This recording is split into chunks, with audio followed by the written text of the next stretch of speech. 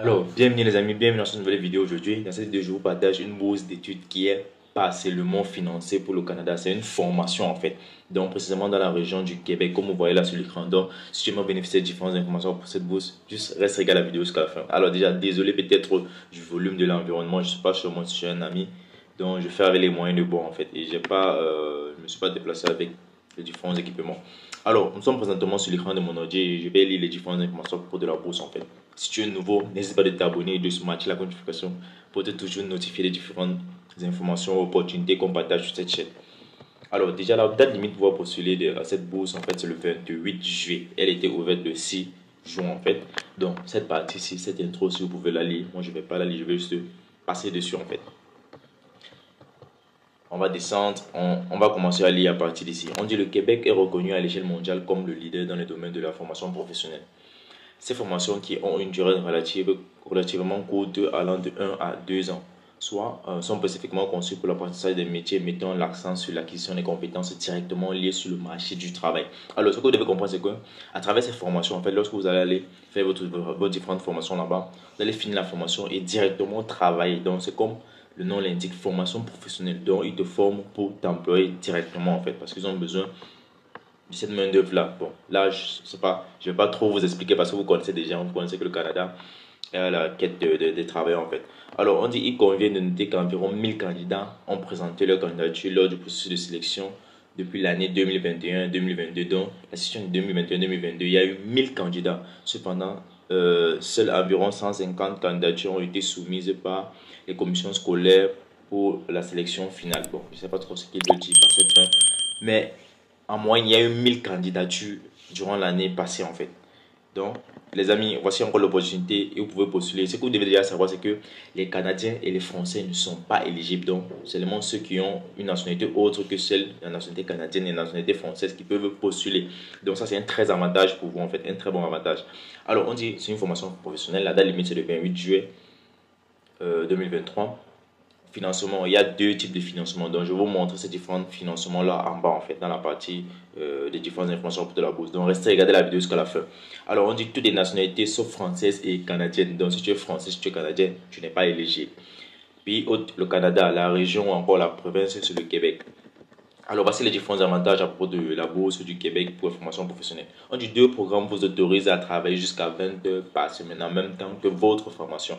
Donc, lorsque vous allez faire votre formation, vous allez travailler en même temps. Alors, on dit à l'issue de votre formation, les deux programmes bourse en mérite et exonération de droits d'inscription n'imposent aucune obligation concernant votre retour dans votre pays d'origine. Alors, ça veut dire quoi? Lorsque tu vas aller peut-être faire ta formation là-bas au Canada, il n'y a pas d'obligation qui va te dire qu'après ta formation, tu dois rentrer dans ton pays. Non, si tu veux, tu peux rentrer. Mais si tu ne veux pas, tu peux rester travailler. Alors, on dit, vous pouvez demander depuis le Canada à la fin de votre formation un permis de travail sans avoir à retourner dans votre pays d'origine. Donc, voilà toutes les différentes informations, les amis. Donc, après cette vidéo, juste allez postuler. Voilà l'opportunité en or. Elle ferme le 26 juin. Alors, voici la première bourse. Je vous ai dit, dans cette bourse, il y a deux types de bourses, deux types de financement. Alors, on dit bourse d'excellence, c'est exonération des frais de scolarité, des frais d'inscription pour les étudiants internationaux, assurance maladie qui est offerte, une bourse d'études allant de 14 000 à 26 000 dollars selon la durée du programme de formation choisi pour couvrir les frais de subsistance de l'étudiant pendant ses études. Donc, les frais de bourse d'études allant de 14 000 dollars à 26 000 dollars, ce sont des frais qui vont vous aider à couvrir différents frais de subsistance. En fait, quand on parle de subsistance, c'est un peu comme l'allocation. Peut-être ça va t'aider à payer ton loyer, à te nourrir, à te loger. Et on a dit en même temps que tu pourras travailler. Tu pourras travailler 40 heures par semaine. Donc en même temps que tu te formes, tu travailles. Et l'argent que tu vas travailler, ça va dans tes poches en fait. Alors on dit bourse d'exemption des frais d'inscription. Donc il y a deux types de bourses. Il y a la bourse d'excellence, il y a la bourse d'exemption des frais d'inscription. Alors deuxième bourse d'exemption des frais d'inscription, elle couvre les améliorations des frais d'inscription uniquement. Donc c'est uniquement ce que ça couvre. Donc voilà les deux bourses dans lesquelles vous pouvez postuler pour cette opportunité. Alors, éligibilité au programme, voici la partie la plus importante. Comment savoir si on est éligible? Quels sont les différents critères? Alors, on dit pour être éligible au programme de la Bourse du Québec pour la formation professionnelle, vous devez être de nationalité autre que française ou canadienne. La priorité sera accordée aux candidats des pays membres de la francophonie. Quand on dit pays membres de la francophonie, ça veut dire quoi? C'est différents pays qui parlent français. Parce que là, ils ont bien précisé la région. C'est la région du Québec. Et au Québec, on parle français en fait. On a dit la Chine, l'Inde, le Japon, le Mexique et le Brésil. Donc voilà tous les différents pays. Mais on a dit la priorité sera donnée aux pays membres de la francophonie.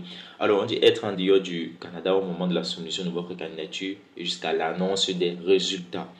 Être en dehors du Canada au moment de la soumission de votre candidature jusqu'à l'annonce des résultats. C'est ça. On dit ne pas avoir la citoyenneté canadienne ou un statut de résident permanent canadien ou être en voie d'obtenir le statut de résident permanent. Parce qu'il est aussi possible d'obtenir la résidence permanente étant en Afrique en fait.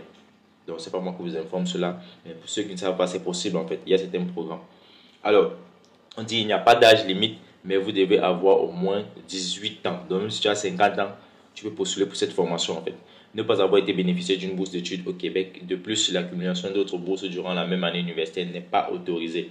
Bon, là aussi, pas que vous êtes éligible. On dit pouvoir financier requis. Donc, tu dois avoir un pouvoir financier parce que ce qu'on te demande d'avoir en fait comme finance. Si vous comptez postuler à la bourse d'excellence, vous devez prouver que vous disposez d'un minimum de 2280 dollars américains. Ça fait un moyen plus, ça c'est près de 1 500 000 francs, enfin, francs CFA en fait. Donc tu dois prouver que tu as cette somme. On dit si vous comptez postuler pour la bourse d'exemption des frais d'inscription, vous devez prouver que vous disposez de 11 409 dollars américains. 11 409 dollars, ça fait combien? Ça fait combien de milliers de millions de francs CFA? Bon, je ne sais pas trop, mais ça dépasse les trucs comme... ça dépasse quand même 8 millions en fait. Ça dépasse quand même 8 millions. Les 11 409 dollars en fait. Ça dépasse quand même 8 millions de francs CFA. Donc selon les deux bourses, voilà les sommes que tu dois avoir en main pour pouvoir postuler. Alors, on dit domaine de formation professionnelle disponible. Voici les différents domaines dans lesquels vous pouvez faire vos différentes formations en fait.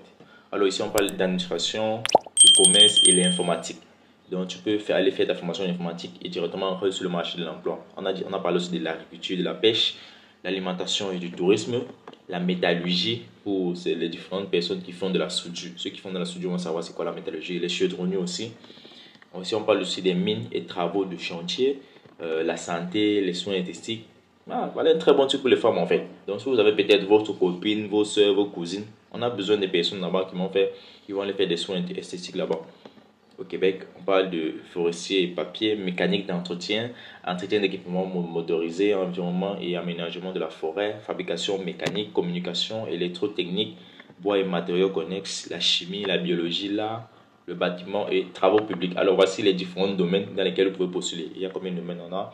1, 2, 3, 4, 5, 6, 7, 8, 9, 10, 11, 12, 13, 14, 15, 16, 17, 18. On a 18 domaines dans lesquels vous pouvez postuler les amis. Donc s'il vous plaît, likez et partagez cette vidéo au maximum. Lorsqu'il y a une opportunité comme celle-ci, il faut la partager. Déjà, les critères sont assez très simples les amis. Les critères sont assez très simples. Donc ça veut dire quoi? Quel qu'en soit la partie du monde dans laquelle tu te trouves, tu peux postuler à cette bourse ici. Il n'y a pas d'exigence. Juste que tu dois avoir les différentes sommes qu'ils ont données là et respecter peut-être l'âge, c'est 18 ans, c'est tout. Quel qu'en soit le pays dans lequel tu postules, tu es éligible en fait. Alors, comment postuler maintenant? Voici la partie la plus importante. Comment postuler? Parce qu'on a partagé toutes les différentes informations et tout fait. Ils disent ici, le processus de candidature est gratuit. Donc, pour pouvoir postuler, c'est gratuit. Je n'ai pas besoin de, peut-être, il n'y a pas de frais cachés que tu dois payer pour pouvoir postuler. Non. Comment postuler? Pour déposer votre candidature aux bourses du Québec pour la formation professionnelle, suivez ces différentes étapes. Choisissez votre programme de formation et votre centre de formation dans la liste proposée. Un seul choix est possible. Donc, tu peux que choisir en fait un programme ou vous ne pouvez que choisir un programme.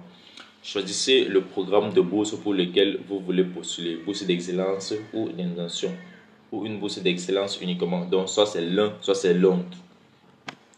On a dit inscrivez-vous sur ce portail. Il y a le lien du portail. On va cliquer là-dessus. Voici le portail. Je vous mettrai le lien de cette bourse dans la partie commentaires, comme premier commentaire épinglé. Donc les amis, allez dans la partie commentaires. Vous allez voir cela. Voici déjà le nom en fait, la bourse, en fait, le lien des différents documents demandés. Lorsque vous arrivez ici, il y a quelques documents qu'on demande.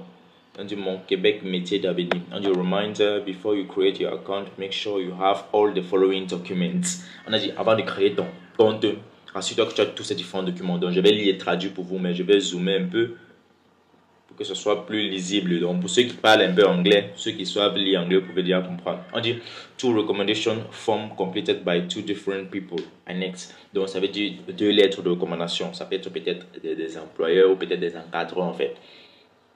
A copy of biodata page of your passport. Donc, copie de ton passeport, la partie où il y a des différentes informations. A copy of your birth certificate, l'acte de naissance. A copy of all transcripts of each program mentioned in the academy document section. Donc, la copie des différents relevés de notes scolaires pour pouvoir postuler en fait. Et pour cela, il faut votre diplôme de baccalauréat. C'est de ça qu'il parle en fait. A copy of diploma you have obtained. Soit peut-être si tu as obtenu le baccalauréat, soit peut-être tu as obtenu la licence, tu peux faire avec en fait. Soit peut-être le master, tu peux faire en fait. Il n'y a pas de problème. A copy of the diploma you have obtained. A copy of transcript of each program mentioned in the academic document section. A copy of all the prize, awards or distinction you have received. Donc une copie des différents prix, je pourrais dire quoi, des distinctions, peut-être des médailles, des tableaux d'honneur, des certificats, quelque chose qui apporte de la valeur en fait, comme récompense, comme award que tu as obtenu, des prix en fait.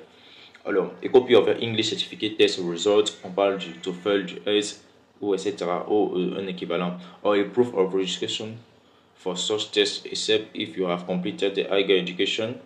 If you have completed the higher education program in English for at least 2 years. Alors ici, il parle de quoi? Il veut un certificat de langue. Si tu n'as pas cela, tu dois au moins avoir étudié pendant 2 ans en langue anglaise. On dit see the instruction in French if you wish to apply for a training in French. Donc il faut un certificat en français si tu veux apply pour un programme en français en fait. Donc pour ceux, déjà vous avez dit le Québec parle français. Il y a les différents certificats à renseigner-vous. Donc voilà tous les différents documents nécessaires. On demande vos différents diplômes et c'est à partir de cela qu'ils vont vous évaluer. On dit please note that if your file is incomplete, your application will be rejected. Alors, si tu postules les différents documents, que tous ces différents documents-là, tu ne les as pas, ils ne vont pas gérer ton dossier. Ils ne vont même pas consulter. Ils ont dit, l'application will be rejected. Donc, ils vont rejeter cela. Alors, on va cliquer sur le bouton Next. Et c'est maintenant sur ce bouton-là qui va nous amener sur la création de notre compte, Create Scholarship Account. Donc, les amis, voilà toutes les différentes informations. Voilà tous les différents détails que je vous ai donnés. Partagez cela à vos frères, à vos amis. Qu'ils aillent postuler, les amis. Il y a pratiquement 1 mois pour pouvoir postuler, le 26 et le 26 juillet. Et donc il y a encore du temps. Donc même si tu n'as pas de certificat de langue, va faire cela. Si tu n'as pas de certificat de langue en français, ça ne prend pas du temps. Va faire cela, cherche un centre qui donne les cours de langue. Tu n'as même pas besoin de faire former en cours de langue. Juste tu peux faire le juste savoir que tu veux obtenir ce certificat-là. Ils te font le truc en maxi 2 semaines, tu viens postuler, frère. Les opportunités comme celle-ci, là encore pour le Québec, le Canada, ça se présente pas chaque jour. Alors si tu as aimé ce contenu, si tu as aimé cette vidéo, make sure to subscribe, like and share this video. Alors si tu n'as pas compris ce que j'ai dit ceci en anglais. Si tu as aimé ce contenu, assure-toi de liker, de partager cette vidéo. Si tu es nouveau, abonne-toi. Sur ce les amis, peace out. On se donne rendez-vous dans une autre vidéo.